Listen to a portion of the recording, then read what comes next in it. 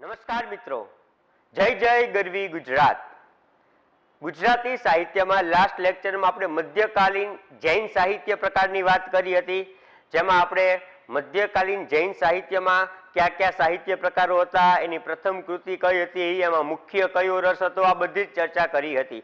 આજે આપણે મધ્યકાલીન યુગનું જે જૈનેતર સાહિત્ય પ્રકાર છે, એટલે કે જૈનો સિવાયના લોકોએ જે સાહિત્ય પ્રકારો રચ્યા છે એની આજે આપણે વિશેષ ચર્ચા કરવાના છીએ. તો લાસ્ટ લેક્ચરમાં જોયું તો એનું ફરીથી એકવાર રિવિઝન કરી નાખીએ કે જે આ યુગ છે એના મુખ્ય આપણે બે ભાગ પાડેલા હતા, મધ્યકાલીન યુગ અથવા તો ભક્તિ યુગ અને બીજો અર્વાચીન યુગ. મધ્યકાલીન યુગનો સમય તો કે 12મી સદીથી લઈ અને 1852 સુધી છે. એમાં પહેલો જે યુગ છે ત્રણ એના પણ ભાગ પાડેલા છે કે પ્રાગનર્સિક યુગ કયો, રાસયુગ કયો, જૈન યુગ કયો કે હેમયુગ કયો. 12મી થી લઈ અને 15મી સદી. ઘણા લોકો આના ત્રણ ભાગ પાડે છે, એક ભાગ આનો, બીજો ભાગ આનો અને ત્રીજો ભાગ આનો. આ ભાગ છે એને પ્રાચીન ગુજરાતી અથવા જૂનું ગુજરાતી એવું કહીને પણ ઘણા ઓળખાવે છે. ત્યારબાદ નરસિંહ યુગ 15મી થી 17મી સદી, પ્રેમાનંદ યુગ 17મી સદીથી 1852. 1852માં દયારામનું મૃત્યુ થાય છે, ત્યાં આ યુગ પૂરો થાય છે. એટલે મધ્યકાલીન યુગના છેલ્લા કવિ કોણ? તો દયારામ આવશે. ત્યારબાદ અર્વાચીનની વાત કરું તો અર્વાચીન યુગમાં પણ પેટા ભાગ પડેલા છે. 1852 થી 1885 છે ને સુધારક યુગ અથવા નર્મદ યુગ કહેવાય છે. આ યુગમાં બે મહત્વના કવિ થઈ ગયા, એક નર્મદ થઈ ગયા અને એક દલપતરામ થઈ ગયા.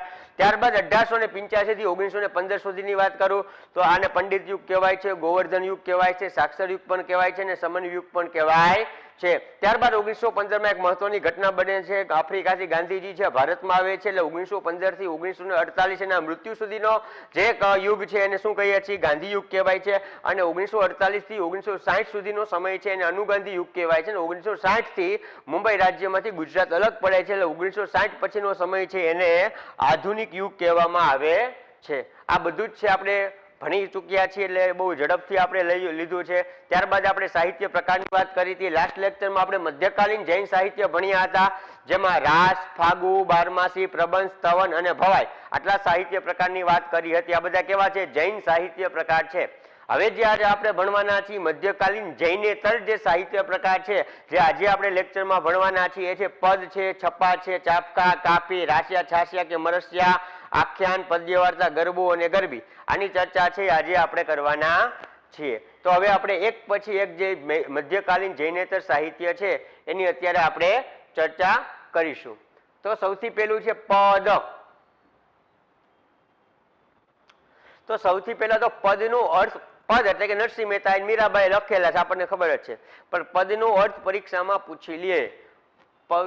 પદનો અર્થ પહેલું તો થશે પગલું. આ સિવાયના જે પરીક્ષામાં પૂછી શકાય એવા છે તો પદનો અર્થ દરજ્જો પણ થાય.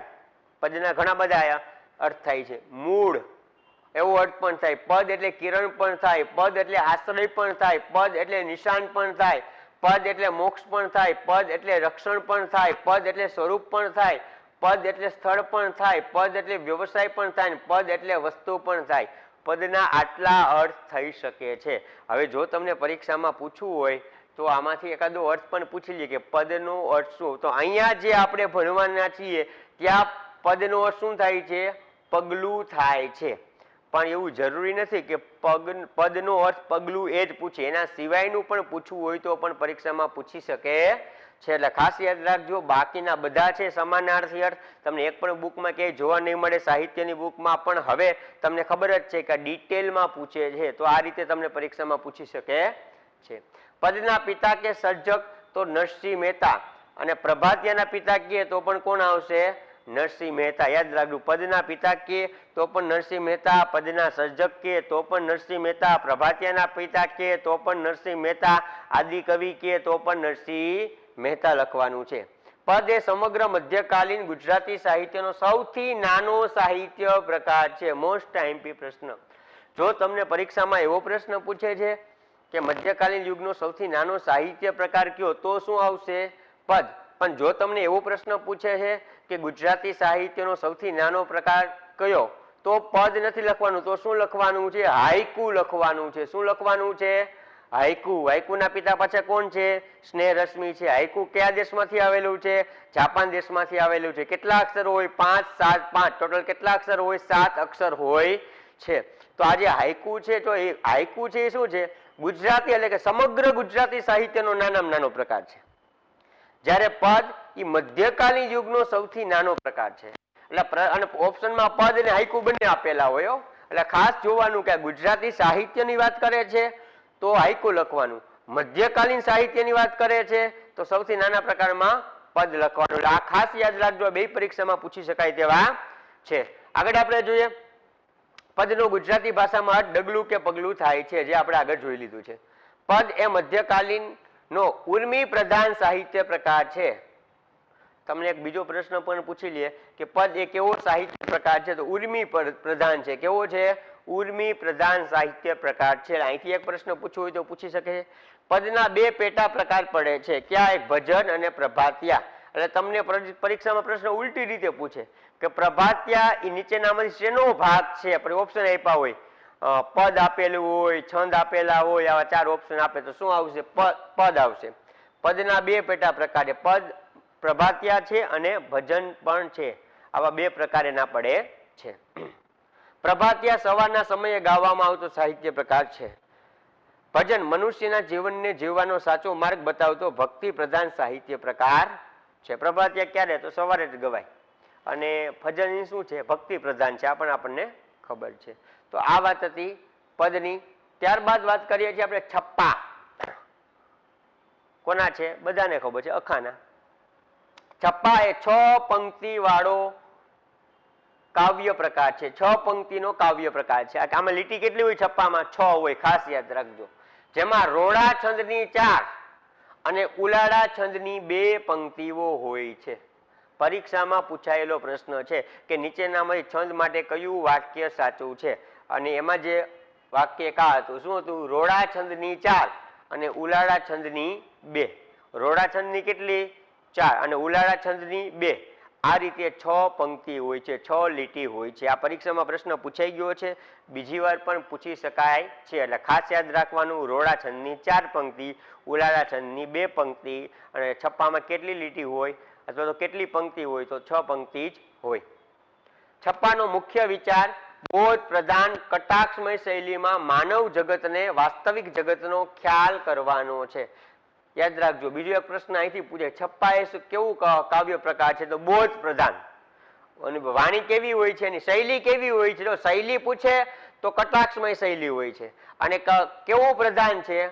તો બોધ પ્રધાન છે. ઓપ્શનમાં બોધ પ્રધાન પણ આપી દે અને કટાક્ષમય આપી દે. કટાક્ષમય એ શૈલી છે, યાદ રાખજો. છપ્પાની રચના આખા ભગતે કરી હતી.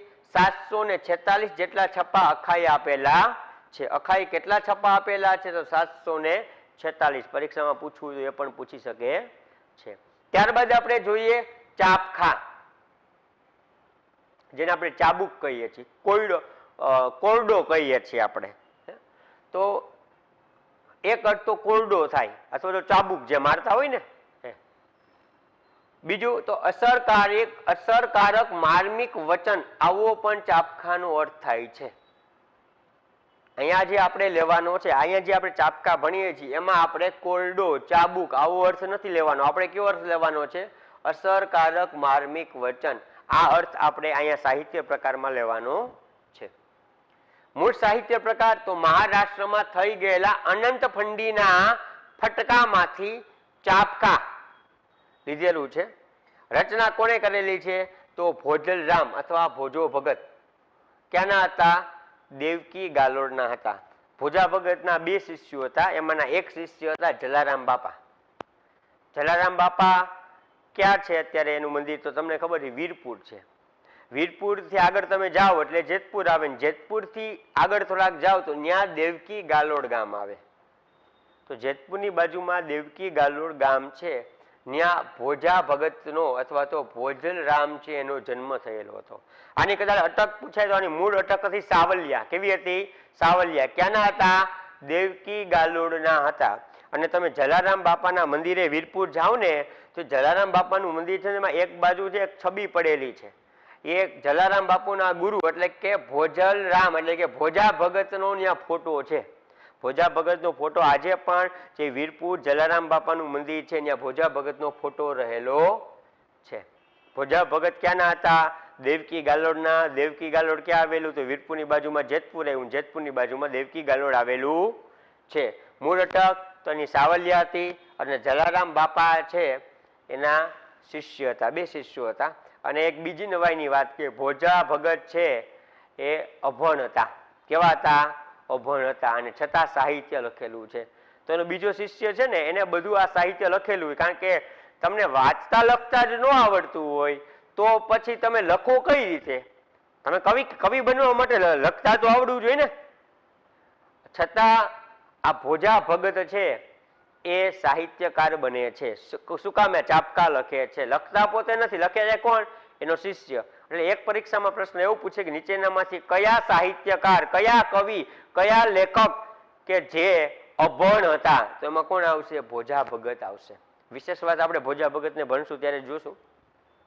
ચાપકા કટાક્ષમય શૈલીમાં લખાયેલ સાહિત્ય પ્રકાર છે. યાદ રાખજો, છપ્પા પણ કટાક્ષમય શૈલી માટે પ્રચલિત છે અને ચાપકા છે એ પણ કટાક્ષમય શૈલીમાં જ લખાયેલા હોય છે. છપ્પા તો પણ છપ્પાની શૈલી તોય કટાક્ષમય અને ચાપકાની શૈલી તો પણ કટાક્ષમય આવશે. ત્યારબાદ કાફી. કાફીનો અર્થ પૂરતું અથવા જરૂર જેટલું આટલું થશે. પૂરતું અથવા જરૂર જેટલું આવો અર્થ કાફીનો થશે. આવા પરીક્ષામાં પ્રશ્ન હવે તમને પૂછે છે એટલે ખાસ યાદ રાખવું. કાફીનો અર્થ પૂરતું અથવા જરૂર પૂરતું, જરૂર જેટલું. રચયિતા ધીરો ભગત. એક જ રાગમાં ગવાતા 5 કડી અથવા 10 લીટીનું પદ એટલે કાફી. કાફીમાં કેટલી લીટી હોય? તો કેટલી લીટી હોય? 10 લીટી હોય. પદ કેટલા? 2 લીટીનું એક પદ હોય તો પદ કે તો 5 આવે, લીટી કે તો 10 આવે. કાફી એ ધર્મ પ્રધાન છે. કાફી એ કયો પ્રધાન કાવ્ય પ્રકાર છે? તો ધર્મ પ્રધાન છે કે ભક્તિ પ્રધાન સાહિત્ય પ્રકાર છે. ધર્મ પ્રધાન પણ કહી શકાય અને ભક્તિ પ્રધાન પણ કહી શકાય. કાફી એક પ્રકારનો રાગ છે. શું છે? એક પ્રકારનો રાગ પણ છે. અને 10મા ધોરણમાં જૂના કોર્સમાં 5મું કાવ્ય આવતું, હીરાની પરીક્ષા. પરીક્ષામાં પૂછી લે ડાયરેક્ટ તમને, હીરાની પરીક્ષા. કાવ્યનો પ્રકાર જણાવો તો શું આવશે? કાફી. બીજો પ્રશ્ન એવો પૂછે, હીરાની પરીક્ષા કોણે લખેલું છે? તો કોણે લખેલું છે? ધીરા ભગતે લખેલું છે. આગળ જોયું ભોજો ભગત હતો, આ ધીરો ભગત છે. આ ડાવડું ન થઈ જાય, જોજો. આગળ આપણે ભણ્યા શું હતું? ભોજો ભગત, ભોજા ભગતના ચાપકા, ધીરા ભગતની કાફી. આ ડાવડું થવું જોઈએ નહીં. ત્યારબાદ જોઈએ છીએ રાજ્યા કયો, છાસિયા કયો કે મરસિયા કયો. રાજ્યના પિતા તો બાપુ સાહેબ ગાયકવાડ, મૂળ મહારાષ્ટ્રીયન કબીરપંથી હતા. રાજ્ય શું છે? તો રાજ્યા કયો, છાસિયા કયો, મરસિયા કયો. એ સૌરાષ્ટ્રમાં એને મરસિયા કહેવામાં આવે છે કે માણસ મરી જાય એના જે આત્માને શાંતિ મળે, સદગત આત્મા છે એને મોક્ષ મળે, એટલા માટે મરસિયા ગાવામાં આવતા હોય છે. રાજ્યા એ મૃત્યુ પ્રસંગે ગવાતો શોક પ્રધાન સાહિત્ય પ્રકાર છે. કયો પ્રધાન છે? શોક પ્રધાન, દુઃખ વ્યક્ત કરે તેવું, જેનો મુખ્ય ઉદ્દેશ સદગત આત્માને શાંતિ અર્પણ કરવાનો હોય છે. રાજ્યાને સ્થાનિક સ્તરે છાસિયા કે મરસિયા તરીકે પણ ઓળખવામાં આવે છે. આગળ જોઈએ આપણે આખ્યાન. આખ્યાનની સંધિ કદાચ છોડવાનું કે તો આ વત્તા ખ્યાન. શું થશે? આ વત્તા ખ્યાન. અર્થ અને માંડીને કહેવું. શું થશે? માંડીને કહેવું. અને બીજો અર્થ થાય વૃત્તાંત. શું થશે? વૃત્તાંત. પ્રથમ કૃતિ કઈ હતી? સુદામા ચરિત્ર. કોણે લખેલી હતી? નરસિંહ મહેતાએ. આ ટોપિક છે આપણા માટે મોસ્ટ આઈએમપી બની જશે, કારણ કે આમાં કન્ફ્યુઝન થાય એવું ઘણું બધું છે. આખ્યાનના બીજ કોણે રોપ્યા? તો નરસિંહ મહેતાએ. પ્રથમ જો યાદ રાખજો, જેને જે પ્રથમ કૃતિ લખ્યું ને એના પિતા ગણાય. પણ અહીંયા એવું નથી. પ્રથમ કૃતિ કોણે લખેલી છે? સુદામા ચરિત્ર, નરસિંહ મહેતાએ. પણ છતાં આખ્યાનના પિતા નરસિંહ મહેતાને કહેવાતા નથી, ભાલણને કહેવાય છે. અને આખ્યાનના શિરોમણી કહે તો નરસિંહ મહેતા પણ નહીં, ભાલણ નહીં, તો આ જવાબ આવશે પ્રેમાનંદ. એટલે ખાસ યાદ રાખજો, પ્રથમ આખ્યાન કોણ કયું છે? તો સુદામા ચરિત્ર છે. કોણે લખેલું છે? તો નરસિંહ મહેતાએ લખેલું છે. આખ્યાનના બીજ કોણે રોપેલા છે? તો નરસિંહ મહેતાએ રોપેલા છે. પણ આખ્યાનના પિતા કોણ કહેવાય છે? તો ભાલણ કહેવાય છે.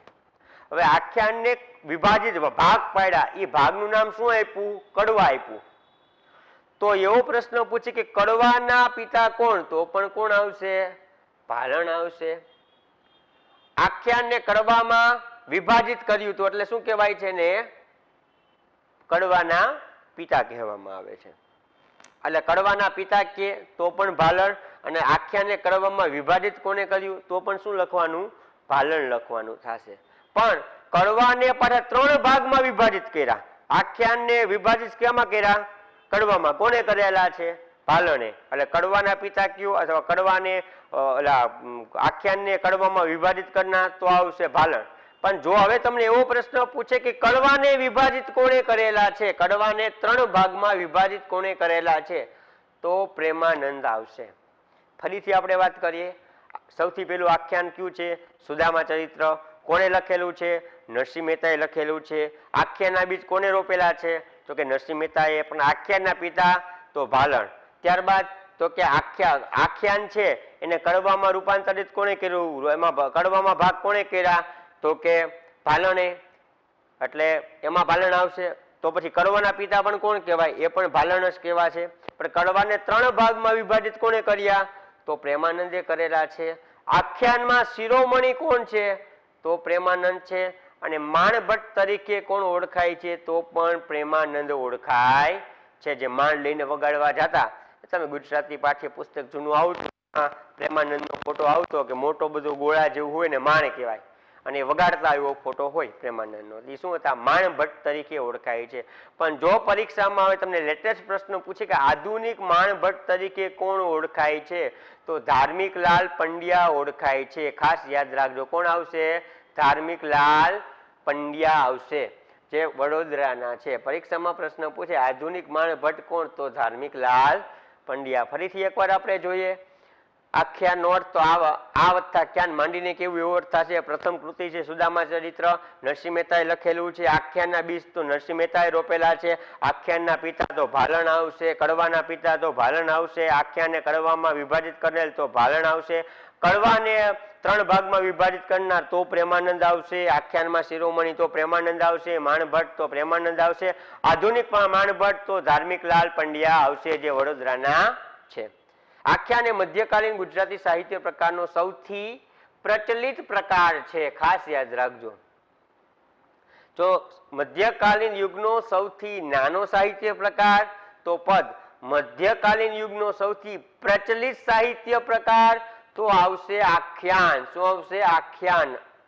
મધ્યકાલીન યુગનો સૌથી નાનો સાહિત્ય પ્રકાર તો પદ, અને મધ્યકાલીન યુગનો સૌથી પ્રચલિત સાહિત્ય પ્રકાર તો આખ્યાન આવશે. આ પણ ખાસ યાદ રાખજો. આખ્યાનમાં પ્રચલિત ઐતિહાસિક અને પૌરાણિક કથા વસ્તુનો આધાર લઈને કોઈ પ્રસંગે રજૂ કરવાનો હોય છે.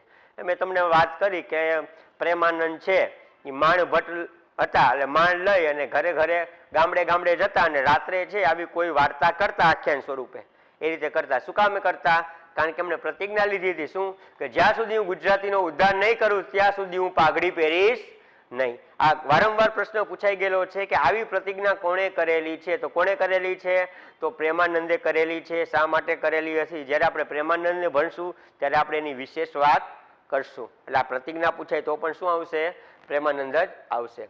એના જે ભાગની વાત કરીએ, બાહ્ય ભાગ અને આંતરિક ભાગ, તો બાહ્ય ભાગ 3 હતા: મંગલાચરણ, મુખકથા અને ફળશ્રુતિ.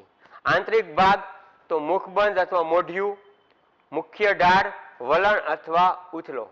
તો આવી રીતે કે કડવાના જે ભાગ છે એ પ્રેમાનંદે અલગ અલગ આ રીતે પાડેલા હતા, બાહ્ય ભાગ અને આંતરિક ભાગ. તો આ વાત હતી આખ્યાનની. આખ્યાન આપણા માટે સાહિત્ય પ્રકાર મોસ્ટ આઈમ્પી બની જશે. આમાંથી એકાદો પ્રશ્ન પૂછવો હોય તો પૂછી શકાય છે.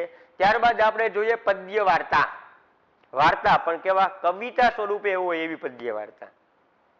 પ્રથમ કૃતિ કઈ હતી? તો હંસરાજ વત્સરાજ ચોપાઈ, જે વિજય ભદ્ર સૂરીએ લખેલી હતી. પદ્ય વાર્તાના પિતા જો કે તો કોણ આવશે? સામણ ભટ્ટ. પેલી ભલે આને લખેલી, તો ખરેખર તમને એમ થાય પદ્ય વાર્તાના પિતા તો વિજય ભદ્ર સૂરી થવા જોઈએ ને. પણ છતાં એમાં કારણ કે પદ્ય વાર્તાના જેટલા લક્ષણો અને શુદ્ધ જે ગુજરાતીમાં હોય એટલી બધી આ લખાયેલી નથી. આમાં અભ્રંશનું પણ ઘણો બધો ભાગ જોવા આપણને મળે છે. એટલા માટે જે શુદ્ધ કહી શકાય અને પદ્ય વાર્તાના લક્ષણો સાથે પદ્ય વાર્તા લખેલી હતી, તો કોણે લખી હતી? સામળ ભટ્ટે. એટલા માટે એને પદ્ય વાર્તાના પિતા તરીકે સામળ ભટ્ટને ગણવામાં આવે છે. એટલે પ્રશ્ન એવો પૂછે કે પ્રથમ કૃતિ કઈ છે? તો હંસરાજ વત્સરાજ ચોપાઈ. અને જે ચોપાઈ છે જે ચૌપાઈ એવું પણ છે, કારણ કે અભ્રંશનો થોડો પ્રભાવ છે એટલા માટે. કોણે લખેલી છે? તો વિજય ભદ્રસુરી. તો વિનય ભદ્રસુરી પણ આવશે ને વિજય ભદ્રસુરી પણ આવશે. અહીંયા શું છે? વિજય ભદ્રસુરી. પણ પદ્ય વાર્તાના પિતા તો શામળ ભટ્ટ. હવે શામળ ભટ્ટની પ્રથમ પદ્ય વાર્તા કઈ હતી? તો પદ્માવતી હતી, જે 1718 લખી હતી. કઈ હતી? પરીક્ષામાં બીજો મોસ્ટ આઈએમપી પ્રશ્ન પૂછી શકે, શામળ ભટ્ટની પ્રથમ પદ્ય વાર્તા કઈ? તો પદ્માવતી. ક્યારે લખેલી હતી? 1718 લખેલી હતી. પ્રથમ પદ્ય વાર્તા તો અસરાર વત્સા ચોપાઈ. પણ શામળ ભટ્ટની પ્રથમ પદ્ય વાર્તા તો પદ્માવતી આવશે. ખાસ યાદ રાખજો. પ્રથમ પદ્ય વાર્તા એટલે પ્રચલિત કથા વસ્તુનો આધાર લઈને લખાયેલી કાલ્પનિક કથા. શામળ ભટ્ટે છપ્પામાં પદ્ય વાર્તા લખેલી છે. છપ્પામાં તમે કહો છપ્પાન પદ્ય વાર્તા. છપ્પા એટલે શું? રોડા છંદની 4 લીટી, ઉલાળા છંદની 2 લીટી. એ રીતે પદ્ય વાર્તા છે શામળ ભટ્ટે લખેલી છે. ત્યારબાદ વાત કરીએ ગરબો. ગરબાના પિતા કે ગરબાના સર્જક તો આવશે વલ્લભ મેવાડો અથવા વલ્લભ ભટ્ટ. ઘણા વલ્લભ મેવાડો કે છે, વલ્લભ ભટ્ટ. તમને ઓપ્શનમાં કા વલ્લભ મેવાડો આપેલું કા વલ્લભ ભટ્ટ આપેલું, બે એક જ છે. અને તેમના ભાઈ ધોળા મેવાડા અથવા ધોળા ભટ્ટ, જે અમદાવાદના હતા. અને એને કર્મભૂમિ તરીકે શક્તિપીઠ બહુચરાજી જે છે એને કર્મભૂમિ તરીકે સ્વીકારી હતી. કર્મભૂમિ એમની કઈ હતી? બહુચરાજી, જે શક્તિપીઠ છે તે. ગરબો ફક્ત સ્ત્રી પ્રધાન સાહિત્ય પ્રકાર છે. ખાસ યાદ રાખો, ગરબો છે એ સ્ત્રીઓ જ ગાઈ શકે, સ્ત્રીઓ જ લઈ શકે. સંસ્કૃત ભાષામાં ગર્ભદીપ માંથી ઉતરી આવેલો શબ્દ છે. ગર્ભદીપ ઉપરથી ઉતરી આવેલો શબ્દ છે. માટીના બનાવેલા ગરબાના ગર્ભમાં દીપક પ્રગટાવવો એટલે ગરબો. ગરબો એ શક્તિની ઉપાસના કરતો સાહિત્ય પ્રકાર છે. તમને આમાંથી પ્રશ્ન એક જ પૂછી શકાય કે ગરબો છે એના પિતા કોણ છે અથવા સર્જક કોણ છે? તો વલ્લભ મેવાડો અથવા વલ્લભ ભટ્ટ. એવું કહેવાય છે કે આ વલ્લભ મેવાડો છે એ રાત્રે સપનામાં માતાજી આવતા અને ગરબો ગાતા, ગરબો કહેતા, અને ઈ સવારે ઉઠી અને જ્યાં વલ્લભ ભટ્ટ છે એ આખો ગરબો લખી નાખતા. કારણ કે એ આખો ગરબો કોણે? તો કે માતાજી આવી અને એને સપનામાં ખાઈ જતા. હવે વાત સાચી હોય કે ખોટી, પણ જે સાહિત્યમાં છે એ અત્યારે આપણે વાત કરીએ છીએ. સાહિત્યમાં આવું લખેલું છે કે માતાજી છે, વલ્લભ ભટ્ટ છે, એને સપનામાં માતાજી આવતા હતા અને આખો ગરબો છે એ કહી જતા હતા, અને સવારે ઉઠીને એ જ ગરબો છે પાછું સપનું આખું વલ્લભ ભટ્ટને યાદ પણ રહેતું હતું કે માતાજીએ ગરબામાં કેટલીક શું શું બોલ્યા હતા, એ બધું જ છે એ લખી નાખતા. આ રીતે વલ્લભ ભટ્ટના જે ગરબા છે એ પ્રચલિત થયેલા હતા. ત્યારબાદ આપણે જોઈએ છીએ આગળ કે ગરબાના મધ્યમાં છિદ્રો પાડવાની પરંપરાને ગરબો કોરાવો એવું કહે છે. વલ્લભ મેવાડાને માતા બહુચરાજી સ્વપ્નમાં આવીને ગરબો સાહિત્ય પ્રકાર લખવાની પ્રેરણા પૂરી પાડતા. હમણાં જે આપણે વાત કરીએ એમ આસો માસમાં ઉજવાતો વિશ્વનો સૌથી લાંબો તહેવાર નવરાત્રીના ઉદ્ભવમાં વલ્લભ મેવાડાનો ફાળો ગણી શકાય છે. એટલે તમને પરીક્ષામાં પ્રશ્ન પૂછે કે નવરાત્રીના જે ઉદ્ભવમાં કોનો ફાળો ગણી શકાય? તો કેનો આવશે? વલ્લભ મેવાડાનો. આપણા લોક સાહિત્યમાં પાવાગઢ નગરના પતનનો ઉલ્લેખ કરતો પતાઈ રાવણનો ગરબો છે, જેનું નીતિ ભ્રષ્ટતાના કારણે પતન થયેલું છે. તમને પરીક્ષામાં એક બીજો પ્રશ્ન અહીંથી પૂછી શકે કે પાવાગઢ નગરના પતનનો ઉલ્લેખ છે એ કયા ગરબામાં છે? તો પતાઈ રાવણનો જે ગરબો છે એમાં એનો ઉલ્લેખ કરવામાં આવેલો છે. અને ત્યારબાદ મધ્યકાલીન નો સાહિત્ય પ્રકાર છેલ્લો જોઈએ તો છે ગરબી. પેલો જોયું આપણે શું હતું? ગરબો. આ શું છે? ગરબી. ગરબીના પિતા કે ગરબીના સર્જક કયો તો દયારામ આવશે. મધ્યકાલીન યુગના છેલ્લા કવિ હતા. 1852 આમનું મૃત્યુ થાય છે અને ત્યાં આ યુગ છે, મધ્યકાલીન યુગ છે, એ પૂર્ણ થાય છે. સાહિત્ય પ્રકાર તો ભક્તિ પ્રધાન છે. ગરબીની રચના થોડા અંશે શામળે પણ કરેલી છે, પણ ગરબીના પિતા કે તો કોણ આવશે? દયારામ જ આવશે. આને કૃષ્ણની ગોપી પણ કહેવાય છે, યાદ રાખજો. પરીક્ષામાં પૂછવું હોય તો પૂછી શકે કે કૃષ્ણની ગોપી તરીકે કયા સાહિત્યકાર ઓળખાય છે? તો આવશે દયારામ. કૃષ્ણની ગોપી તરીકે ઓળખાય છે. ગરબીમાં એકલા પુરુષો કે એકલી સ્ત્રીઓ કે પછી બંને સાથે રજૂ કરી શકાય તેવો સાહિત્ય પ્રકાર છે. ગરબો તો ફક્ત સ્ત્રીઓ, ગરબી તો ફક્ત પુરુષો, આવું નથી. ગરબી છે એ સ્ત્રીઓ પણ લઈ શકે અને પુરુષો પણ લઈ શકે. ગરબામાં શું હતું? તો ફક્ત સ્ત્રીઓ. જો અહીં લખેલું છે કે ફક્ત એકલા પુરુષો લઈ શકે, ફક્ત એક સ્ત્રીઓ લઈ શકે અને બંને સાથે પણ લઈ શકે. કેની વાત છે? ગરબી. પણ ગરબો કહું તો ફક્ત સ્ત્રીઓ. કડવોમાંથી ગરબો અને પદમાંથી ગરબી કાળક્રમે જન્મ થયો છે. મોસ્ટ આઈએમપી પ્રશ્ન. ગરબો છે શેમાંથી? કડવામાંથી. જે આખ્યાનના કડવા હતા ને, આ કડવામાંથી શું આવેલું છે? તો ગરબો. અને ગરબી તો કે પદમાંથી. પદમાંથી ગરબી છે એનો જન્મ થયો છે અને કડવામાંથી ગરબાનો જન્મ થયેલો છે. એટલે યાદ રાખજો, તમને પરીક્ષામાં એવો પ્રશ્ન પૂછે કે ગરબાના મૂળ કયા સાહિત્ય પ્રકારમાં રહેલ છે, તો શું આવશે? કડવા. અને તમને કે ગરબી નો સાહિત્ય પ્રકાર કયા સાહિત્ય પ્રકારના મૂળમાં રહેલ છે, તો શું આવશે? પદ. કડવામાંથી ગરબો અને પદમાંથી ગરબી. આ રીતે યાદ રાખશો. તો મિત્રો, અહીંયા જે આજે આપણે વાત કરી એ મધ્યકાલીન યુગનો જે જૈનેતર, જૈન સિવાયનો જે સાહિત્ય પ્રકાર હતો એની આજે વાત કરી છે. તમને સંપૂર્ણ સમજાઈ ગયું હશે. આજનો જે આ લેક્ચર છે એમાંથી એક પ્રશ્ન પૂછાવાની પૂરેપૂરી સંભાવના છે. સાહિત્યના પ્રશ્નો જ્યારે પરીક્ષામાં પૂછાતા હોય તો આમાંથી પૂછાવાની શક્યતા વધી જશે. નવા લેક્ચરમાં આપણે, નેક્સ્ટ લેક્ચરમાં આપણે જે અર્વાચીન સાહિત્ય પ્રકાર છે તેની સાથે મળશું. ત્યાં સુધી જય જય ગરવી ગુજરાત.